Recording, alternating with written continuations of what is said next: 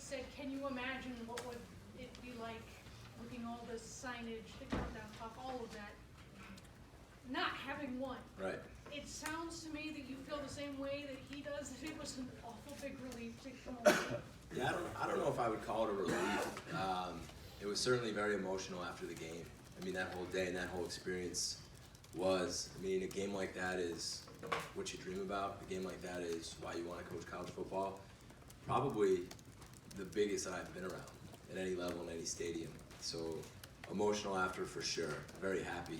I mean, beyond happy. And then just walking in the morning, I walk by and you see some of the videos and you see the helmets and you see all the signs, and I'm just like, wow. I don't even know how we would have done it. And I get it now. You know, when I came here, I kind of saw what it was all about, but to be part of that, get the first pair of gold pants and to experience it, that's a special moment. I ask this with great respect both to your defense and to Jonathan Taylor. You limited him to 52 yards the first time you saw him. Is it possible to do better than that? Well, I think Jonathan Taylor is a really good player, and if you watch the film after, he's played really well. Their offense in general has, the offensive line has. We'll do the best we can. Our D-line played really well in that game, and it's going to take a great effort. It's going to take a good plan, and our guys are going to have to play really hard. It's a good football team. It's a good offense. Front row right, Bill from the Dispatch. I have a feeling I know the answer to this question, but I got to ask it. Yeah. Your name has already been mentioned for other jobs. What are your thoughts on that? Well, my thoughts are, I completely understand you asking that question. I get it. But I hope you guys all respect. You guys have all been great right now. I mean, I'm going into now the next biggest game of my career, and that's really, if we could just focus on that, I'd appreciate it. But I get it. I get why you asked the question. No disrespect. That's fine. In terms of Pete Warner this year, how important has he been to your success as a defense? Really important. I mean, you can see all the different things that he's had to do, and he's been put in some difficult situations lately. His coverage, the way he tackles, the way we can drop him back in the middle of the field, in the deep half. He's so versatile, and he's so tough, and he loves football, and he's so much fun to be around. And he's been so important to the success of this defense and this whole entire team. Why is he fun to be around? Just, he loves ball. He loves being out there. He studies it. He asks really good questions. He's so locked in. I mean, he's the type of guy you dream about coaching. It's so important to him, and that makes it fun to be around him. Fourth row left, Andy from the Lantern. Yeah, Coach. It seemed from my view that you guys switched to more man coverage in the second half as opposed to zone. First off, is that true? And then secondly, what went into that switch? I think we did a little both. I think you saw us change it up a little bit in the second half, kind of towards the end of the second quarter. They came out in a bunch of different personnel groupings, a bunch of different formations, a bunch of different packages that they hadn't shown, and we really just had to respond to it. So you might have saw a little bit more man here and there, but I think if you looked at it, we were pretty balanced towards the end of the half.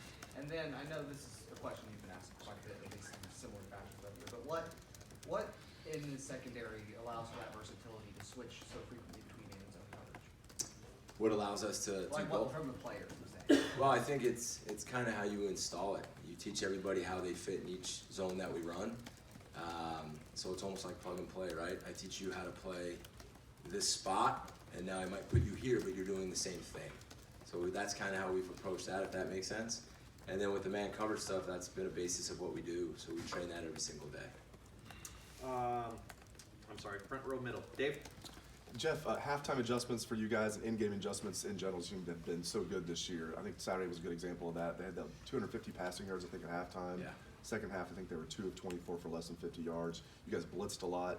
Just how difficult is it to make those in-game adjustments, and how happy are you with the job you guys are doing with that this Well, year? it's all part of the game, right? And I think I mentioned this before. It's not so much at halftime. Like, I wish you guys could be down there at halftime with us to see how fast it is. I'm not inviting them. Sorry. When you get down there, and this is, like, probably people don't know, when you get down there, they're, like, I'm up in the booth, right? And I have to take sometimes a bus, sometimes a golf cart down, and then I sprint, like, 20 yards to get into the locker room, and then I'm in there, and then it's like, all right, catch my breath because I'm not really in good shape. And then all of a sudden, you're talking so fast, and you're getting your idea. If you wait to do it then, you have no chance. It's literally in between each series, my head's down, we're talking, then all of a sudden I hear punt ready, hopefully Ryan extends it and we don't have to, but it's fast and it's throughout the game. It's really not at halftime. So we try to work the game. So it's every series. And then even going into every game, it's what do we think that we're going to do? And then what's our plan for that? What if they do this? What's our plan for that? So you kind of have to have a plan of what could happen. And then as it happens in the game, you better be able to adjust. But again, a credit to the players for being able to so quickly change things. It's really credit to them. Third Was row Sean- left, Dan. Can I ask a Oh, quick I'm sorry. follow-up? Was Sean out on Saturday? I know you guys went with kind of DB by committee with him out. How do you feel like that went? I know Amir played better and better as the game went Well, on. one, Amir did do better and better. He got comfortable, and I think I mentioned this after the game. Like that's another reason. Like I love being around these kids, and I love college football. Like Amir Reed got his chance on one of the biggest stages of his life, in one of the biggest games in college football, and he changed the game, and he'll remember that for the rest of his life, and he'll have the confidence now probably to go out and play better and better and better. And to me, just mentioning Amir, that's such a cool moment. Sean being hurt, we did have to switch a few things around. And even throughout the game, we kind of moved things around just to see where guys are comfortable. You got to give Damon Arnett credit. He went in and played a position he really hadn't played. And it was hard for him to do. And he played really well. And then I put him back on the outside. And, we continued to move around. And even Jeff. The one thing about Jeff is, and it's probably not even noted enough, is if you look back to the Penn State game, we put him inside. He hadn't played inside all year. Why did we do that? They had a really good receiver playing inside. So we asked Jeff to do something he hadn't done all year, and he was very successful that day at that. You look forward to the game against the team up north. We moved Jeff around. We put him in positions where we thought they were going to try to throw the football against really good receivers, and he made 2 really big third down stops. So, that just makes me think, like a guy like Jeff right now, and you talk about the Heisman, you talk about all these awards. I believe Jeff Okudah is the best corner in the country. And as that Thorpe Award comes near, Jeff's as talented as any player corner that I've been around. And I'm not taking that away from the other corners, but what Jeff Okudah has done this year, maybe he doesn't have the production because no one's really throwing him the ball, but when they do, they're not catching it. And he's taking guys out of the game. So I can't say enough about the whole DB group in general, but I'd be disappointed if Jeff didn't win that award next week, because I do believe, and I wouldn't say this if I didn't mean it, I do believe he deserves to win that award. Just let that sink in for just a moment. Third row left, Dan. Jeff, that was obviously the most that a team had been able to move a ball against you in the first half of a game this year. What kind of sense did you get from your guys? Did you ever feel like they were getting frustrated, or did you feel like they were always confident they were going to be able to turn it around? They didn't flinch, and that's kind of what we've all been waiting for, right? Because I think that was the first time someone took the opening drive and scored a touchdown on us, and they didn't flinch. And we got on the headsets, we talked through things, and they went back out, and I think we had 2 stops in a row, right? I think we had 2, yeah, we did. They punted 2 more times in a row, and then they had the next drive. But I think it says so much about the players, not have gone through that for an entire season, and then it happened in the biggest game of our season.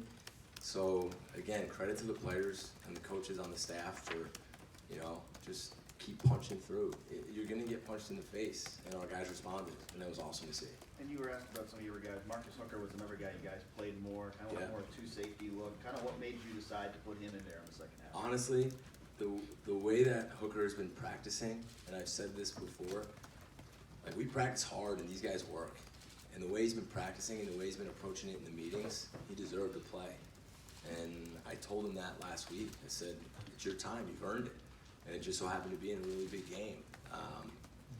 But he had a great couple weeks of practice. He's really locked in, and he played really well. He almost had a pick. He had a good PBU on the left sideline. He almost went over the top and made the play. So I was really, again, another guy you're just so happy for. That's why that's such a cool experience. Front row right, Austin from Letterman Row. Jeff, how would you describe the confidence that Damon plays with?